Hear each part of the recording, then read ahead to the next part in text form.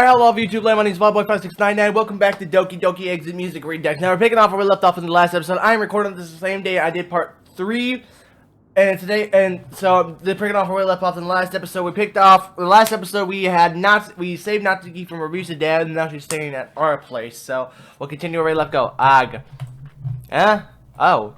It wasn't real. It wasn't real, Colton. Pull yourself together. Calm. I pulled the covers off me and get to my feet on the ground and pinch the bridge of my nose. Ugh, my head feels like it's about to explode. I probably have to take some painkillers or something, and I'm desperate in need of some water. Guess I'll have to get up then. I slowly stand in front of where I was sitting and head to the bedroom door. I stopped for a note in the class night before lay in front of me. I reached down and picked them up. Might as well bring them down for the wash. As soon as I exited, my stomach ground like a wild animal. Probably because the last thing I had a bag of crisps. We really need to get some groceries today. My legs quiver. I attempt to walk out down the stairs. That's the living room. As I reach the bottom, a certain pink-haired girl catches my eye in the corner of the living room couch. Hey, hi. Her bruise is decidedly noticed, but feels somewhat third of my bodge. As for herself, she looks like she's trying to nod off to sleep. What you got there? Some clothes for the washing machine. You got anything you need to go into? I might have some, yeah. I'll grab them in a bit. Cool. So you came down here? Is there something up? Is there something up with the spare room, or? Natsuki yawned, searching her eyes past the head momentarily. No. I was hoping to see if there was something I could put on the TV, some background noise, but there's never really anything good on. And well, I'm just kind of stuck around because you already started melting onto the couch. Yeah, maybe a little bit. She suggishly outstretched her arm once more. Before you ask, no, I haven't slept. Well, I got a bit. Half an hour. Well, that's hardly. Do you want to talk about it? No need. I think you can already guess. Yeah. Deliberately how to comfort her eyes and place a hand on her shoulder. She looks at me and smiles weakly. We stay like this for a minute or two, no exchange words between us. We're too enveloped in each other's company to do anything but savor the moment. Before long, though, Natsuki speaks up. I'm still trying to process this, you know? Though, I've already said it's just a whole so surreal to me. You just asked me for clothes to put on the washing machine. It's like almost a natural thing in the world. Like I already live here. She sits up, swinging her legs off the couch to rise up. Well, you do. I know. That's the weird part. But hey, since I might as well chip in with some chores, right? So I'll take care of the dirty clothes. You sure? I'm perfectly just fine. I'm sure. I want to help out. Now that's fulfilling to hear. Just put them down by here or something. She motions toward the coffee table. I'll go get my load and all in the machine in a minute. Sounds good? Sounds good to me. I dump the dirty clothes on the table. She stretches out to grab the television remote from the table and turns it on. Pressing the home button, she opens it and checking out the time. Just past 10:30. Dad would have gone straight to work like at 7. He doesn't actually usually check on me in the morning, so he may not know yet. Well, that's a relief. Yeah. As for later, crap, I don't know. Guess we'll have to do what as you said.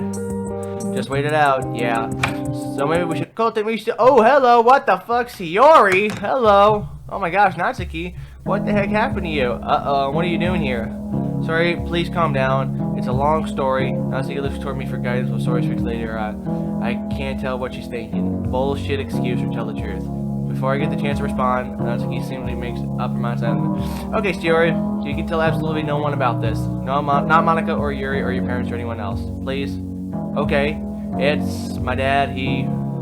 Last night we got into arguments of something trivial, and I think it was the TV remote about the TV. I called him I probably shouldn't have repeated, and he threw the remote at me. Hit me square in the eye. Sorry, don't take it the wrong way. He's never laid a finger on me before. He just freaked out, I guess. I mean, I still wasn't going to take a second more of that shit, so I came here. And Colton's, well, he's been kind enough to let me crash here for a while. Until the dust settles, I guess. Okay, then. Her eyes peeled with me long ago to go to the story. No choice but to get caught up in the lie. So he stands there shocked, utterly speechless in the fact of this new information. Natsuki lets out a small chuckle in attempt at attention, but it does not till after her concern. Natsuki? Sayori dives up between Natsuki and I, trying to feel complicated what she just heard. She reaches down and put a hand on Natsuki's shoulder, and Natsuki flinches. Sayori takes her hand back. She opens her mouth to say something but can't get any of the words out. This is a lot for her. The silence is unbearable. I feel myself tense. Yeah, relax. My heart is racing. Finally, Natsuki ends the silence. So yeah, Natsuki trails off, having nothing else to say. Nat? Sayori brings Natsuki a close hug. Natsuki winces a bit, but returns the embrace. I'm so sorry. I'm so glad you stood up for yourself. Well, I wasn't gonna lay down and accept now, was I? Sorry, let's go. Natsuki sighs. Yeah, I'm sorry that I guess walked right in. It's not your fault. Anyone who wanted an explanation sees something like this It's why I'm avoiding school today. Last thing I want for the others to worry. Yeah, I guess that makes sense. Oh, by the way, we're in Act 2, by the way. I forgot to mention we're in Act 2. We got done with Act 1 the first 3 videos, and now we're in Act 2. So Ray Bush trails off as she texts her ass like that. It's obvious she feels helpless to do anything for Natsuki. I step in and try to give her some peace of mind. Natsuki is safe, and right now it's all that matters. If anything happens, you'll be the first to know. Sori's expression softens and Sori's dispatch. Promise? I promise you won't have to keep you in the dark. The sigh of relief escapes her. But again, no one else can know about this. I know, Colton. I won't tell his soul. Thank you, Sayori. If you ask me for anything, I'm always ready to help. For a brief moment, she flashed a sensation before turning back out the door. I'm really sorry, but I have to get to school. I missed my first lesson, so... Oh, yeah, of course. Well, I'll see you guys later then. Alright, Sayori. See you later. Bye, Sayori. Sorry, Dad. She stopped at the front door, closing it gently. Natsuki, what exactly was that? What do you mean, what was that? You said he only hurt you once. Obviously, I wasn't going to tell her the whole story, and I didn't exactly have time to come up with a better excuse. On that note, why the hell did she just walk in? It's a neighbor thing. I should have warned you about it. Sorry. It's fine, I guess. Why didn't you just tell her the whole story? The same reason I've never told anyone else. Don't get me wrong, I love them, but I don't trust them not to see the frail abuse in a little girl. So, you're different, Colton. You're actually...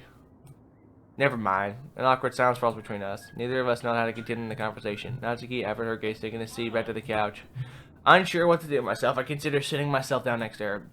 Another minute of uncomfortable silence follows. I'm already regret lying.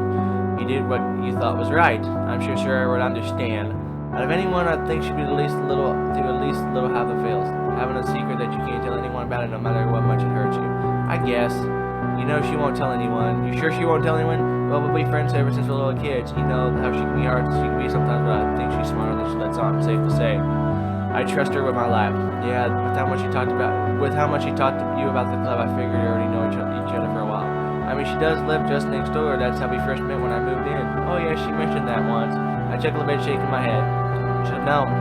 She was talking about how when you first moved here, you were scared of her, and eventually then she made a concern of becoming a friend. Not because he seemed sharp to hold the laugh. Although whether the fact that I was scared of Sayori of all people, or at that look in my face when friends be seen. Did she happen to say why I was scared? I don't know. I can't remember anything she said. Okay, then I'll tell you. Ooh. When we arrived at the new home, I just looked out the window in the car seat out of the car window for the first time, and I saw her face damn near pressed against the window. Gave me quite a scare, as you imagine. Reminds me of that episode from SpongeBob where Squidward's in the bath and SpongeBob's up in the window while he's in the bath.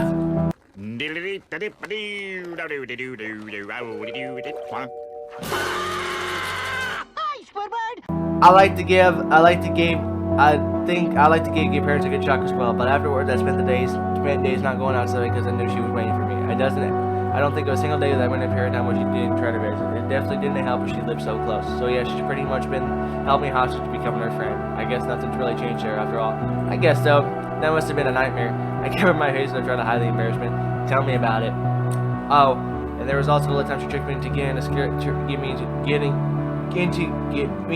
the scary movie to watch her parents while we were asleep. While her parents were asleep, dumbass. She told me it was a comedy. Safe to say I didn't sleep that night. Damn it, never imagined her to be that kind of person to do that. Trust me, she's more than cunning than she looked. Hey, by the way, oh wait, this one's better. In our old school, there was a big science fair in DeHale every year, and then there wasn't an ordinary science fair either. It had a ton of cool prizes, but then everyone wanted to start with the big electric racetrack. And of all the kids, I think I wanted more than anyone. The thing is, though, you have to get first place to win it. So I tried harder and harder every year until I eventually got the second place. The next year I was determined to get it. But I saw Sayori having a lot of trouble with it, and she eventually asked me for help her. Truth be told, I finally feel bad seeing her like that, so I dropped everything and helped her out. We agreed that I wasn't going to do all the work for her, and she had to put my voice whenever I promised that it would always be there after she answered. She worked on the project every day after school for weeks, but I was already there in case she would ask for help. By the time the science fair was right around the corner, she had finished the elaborating on how air pollution affects the planet. She ended up getting third place. And I think you guessed by now, but no, I didn't get past the research stage for my process. Honestly, I don't care. I was really proud of her. She was so were her parents. Haha. She felt so bad about how I didn't get to go do my own project, and still sometimes apologizes for it today. And yeah, I only did it for the racetrack setup for until when I think I'm gonna start really looking at learning about all that stuff. Hell, sciences are pretty much the only subject I somewhat enjoy, and I pretty much owe it all to her. Yeah, that was a pretty good day. My face immediately goes red. I only just realized how much I've been talking nonstop. Wow, that was one hell of a story. Yeah, sorry about that. I got a little carried. Oh, don't worry about it. You're not as bad as Yuri. At least you can make the things to talk about interesting. I laughed at the remark. Whatever you say. That does sound nice, though, huh? You know, having a strong friendship with someone? I mean, yeah, but why are you saying it like that? She fidgets in her seat a little. I never had many friends growing up. Dad was dad. The club was the closest thing to the group of friends that I've had in years. Even then, I had the bullshit with Lena go to Monica's house. She had a party 3 months or so back.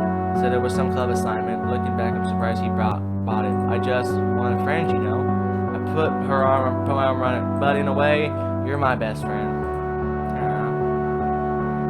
You're still a dumbass, though. Aww.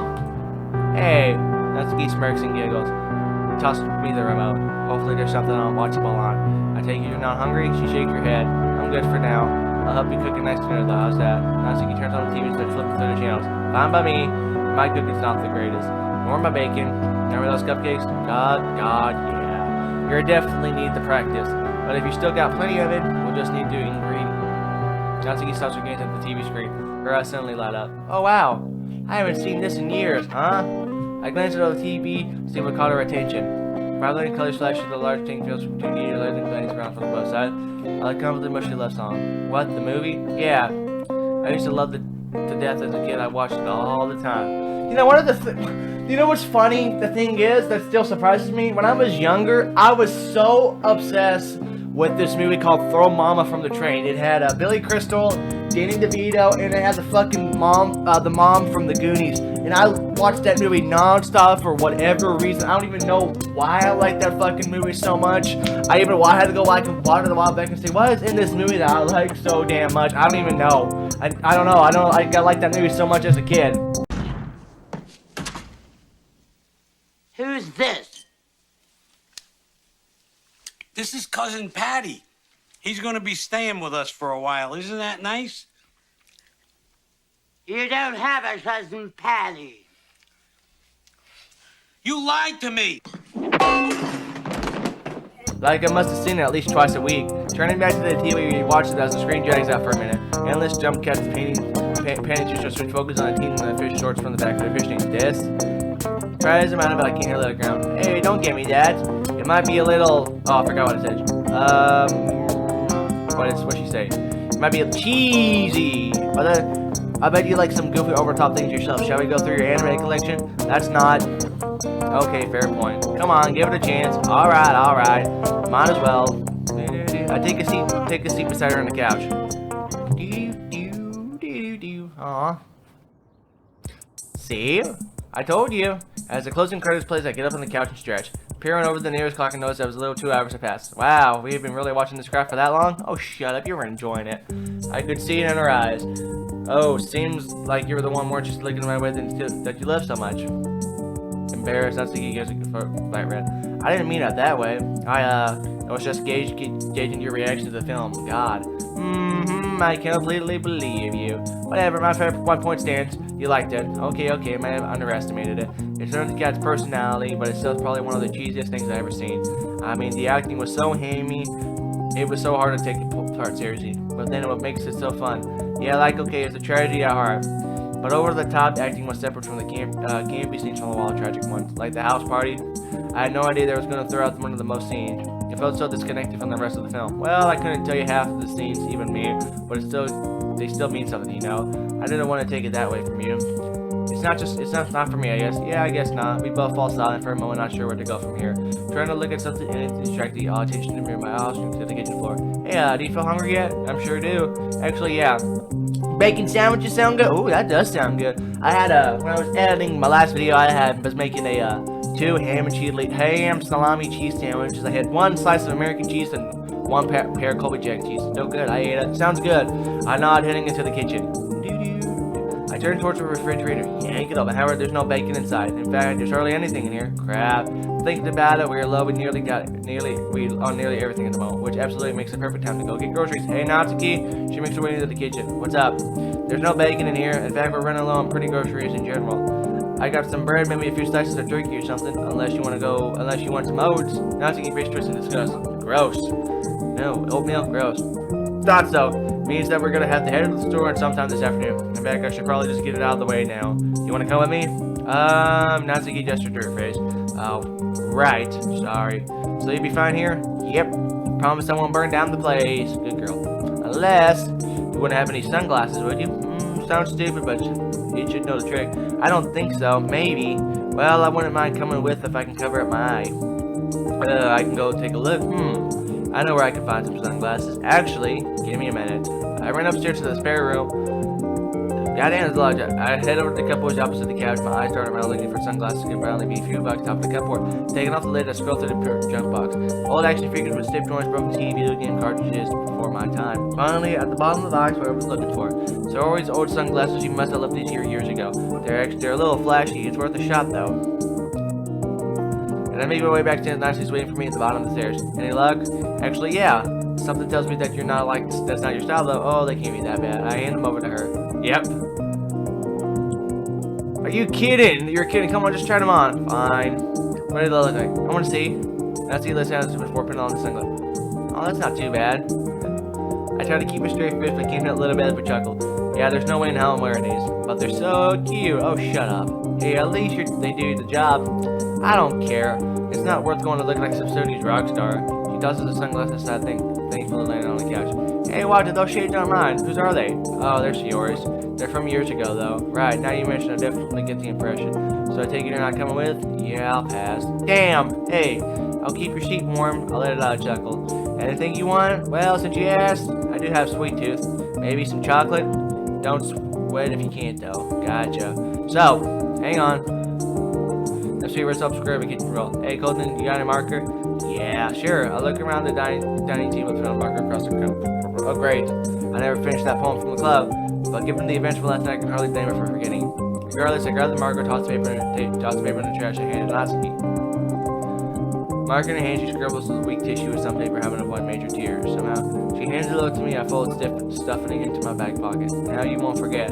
Thanks. I won't be long. The store's not too far. I'll manage the terrifying Home Alone experience. Alright, I'll be back soon. I gave Natsuki a wave goodbye as I head out the door. I make my way down to the shopping district. As I pass by, I notice the autumnally slithering along the sidewalk. It's a fall already? No wonder there's such a chill. With the store neon view quickly past my face. Groceries! When I make inside of the warm aroma and found a heater. I take a basket from the rack and I put the tissue shopping list. Bacon, eggs, flour, castor sugar, whipped cream, chocolate. Alright. She should have really just given me some quantities, but I don't really know how much I should get. I have a limited budget, so there's no... That should give me a solid limit on how much I can get. I scrolled around the aisle for a list crossing and listened to bacon. Bacon's expensive nowadays. Fuck. Sugar. Whipped cream. Eggs, flour. You know, I should get some stuff for dinner tonight. I could go for some grilled fish and rice. Gross. Now the chocolate bar. Fortunately, the snack aisle is just the opposite of the checkout till. I scan through the mountains of snacks and sure what to can tell. Monica! Oh shit, you're fucked. Oh, Colton? Fancy seeing you here. Monica. What's she doing here? Hi, Monica. What's going on? Oh, nothing. Just getting some snacks for the club. What about you? You don't exactly look ready for the club. She chuckles and attempts to lighten the mood. But I'm too tired to laugh with her. He takes notice of my lack and quickly backpedals. Gosh, listen to me. My mind's fixed to the club. Poor Monica. Sorry, haha. Maybe it's just a sign I need a break. Don't worry about it. I haven't been to school today either. So, oh? Why's that? It's been a rough week. I should keep it like that. Monica looks like tired. Are you okay, Colton? Her tone screams for concern and for a second I was considered telling her everything. I quickly pushed the thought aside and gave evasion patient a sec. I'm fine, really. I just don't want to get into it. Monica continues ranting. She immediately tossing her in her sex in the basket. She looks stressed. Has she slept? It's probably not the right time for me to ask. I do anyway. Are you? Huh? I mean, are you okay? Aha! Monica stops and takes a deep breath from eye contact. But within a second, she looks at me and asks about bluntly. It looks like she's being genuine. I'm okay, Colton, but I appreciate you asking. It shows how caring you are. Without another word, she has to go back to her snack time. Nice one, Colton. I better change the topic. So, what are these for? Oh, I was planning a bit of a surprise party, but if you can't make it today, perhaps I should reschedule. Oh, yeah. I definitely be back next week onward, promise. Okay. I'm just concerned as we're barely a club without you. You just mean a way is... She sighs. and smiles. But if you're able to come back next week, that's great. I will. Gesture towards the snack aisle again. But what is the occasion? Well, you know better than anyone else who's been feeling pretty down lately, so I wanted to plan something for her nice to cheer her up. Just a nice planned out welcome back at the event to show her how much you really care, you know. That sounds great. That's really thoughtful, planning an entire party for Shiori. If nothing else, she'll love the snack. Speaking of which, well, if I can just suggest something, I grab a large bar of white chocolate, hand it over to her. Monica turns over to the bar, her eyes answering. Naturally. Isn't that a bit too sugary? That's the point. This is Shiori we're talking about after all. Ah, good call. I'm a bit clueless when it comes to these kind of things, so I appreciate your direction. I would be too if I didn't know her for 13 years. So don't worry about it. Are you unsure we picked for Natsuki? I take a safe bet and grab the carton of cupcakes placed into my basket. Monica and I head over to the self-checkout desk. Both of us get scanning the items we're bringing up so we can pay. Since you're going to reschedule the party, it wouldn't be a good idea to hold off to buy these things later. She shrugs nonchalantly. Well, I'm already here. Might as well get them now. I can't afford it, so I don't want to waste my time and put these right back on the shelf. I'll toss them in the fridge and bring them back on Monday. They'll still be fresh by then, I guess. What do you do at the club instead? That's a good question. I haven't really thought of that. Maybe I could suggest writing a poem during the literature club hours. It could encourage some cooperation. Maybe they can even develop writing with each other. Oh, this could be wonderful. I would really love it if we treat the club more like a team. Could you imagine Natsuki and you writing a poem together? And she goes, unrealistic, I realized something. I can't really say anything about Natsuki's absence. I guess she'll have to figure it out on her own. I hate having keeping secrets like this, but I made a promise. Yeah, that would definitely be interesting. Yeah. After paying for the four our items, we head to the store in the bags in tow. Well, I guess this is where we part ways. You sure you can't come to the club? I'm sure I do some bad juggling, reach for my phone, and glance at the time. Oh crap. Running way later than I should have already. I see. Yeah. It was nice seeing you, Monica. So, Monday, I wouldn't miss it for the world. Sure needs the support. Great. I'll see you then. Take care, Colton. He turns away and walks down the other side of the street, heading towards the school. I start my way home, working at the best pace. Monica hit it well, but I can feel her disappointment. And when Natsuki didn't show up either, I sigh. Why is nothing good the way I thought it would be? The first time I talked to Monica, she looked like she had everything together. But no, she hasn't slept in days. She's depressed, even if I can see the future. I wouldn't hard to believe it. I mean, Natsuki's living in my house, for God's sake. And me, if I know the stress and anxiety followed the cause, I probably wouldn't have joined in the first place. I mean, who would? It was all cute girls and fun poems at first. Now it feels like I haven't seen words on paper in years. But regardless of how I feel the world dear, I'm not leaving anytime soon. If I had just joined the club, Natsuki would still be stuck with her abusive dad, with nobody to help her. And Shiori, I felt my chest tight and my heart beating hard. I struggle to maintain holding gas collapsing. However, that does stop a little hard for my reason. Would she? Don't know. Doesn't matter. Didn't it happen? I'm here now, and I need to keep myself together. If only to help Natsuki and be there for the club. It's funny, really. I joined a literature club, but I still haven't read a single book. Ironically, you read the Parfait Girls. Shit. I left my bags and not so injured arm and started walking away. I need to hurry. Alright, back to home when you go. That's good. Still reeling the encounter with Monica. I steal my streets with the groceries in tow. The bags themselves aren't heavy, but I feel like my arm's about to give out. This is what I get for not sleeping well or eating well, that for matter. To be honest, I'm not doing anything well at this point. I walk up to the front door and study with my good shoulder. Uh-oh. I'll into the bags with the kitchen thoughts on the counter. One of them slouches over to the side and carton of cookies and nuts with the flame beer.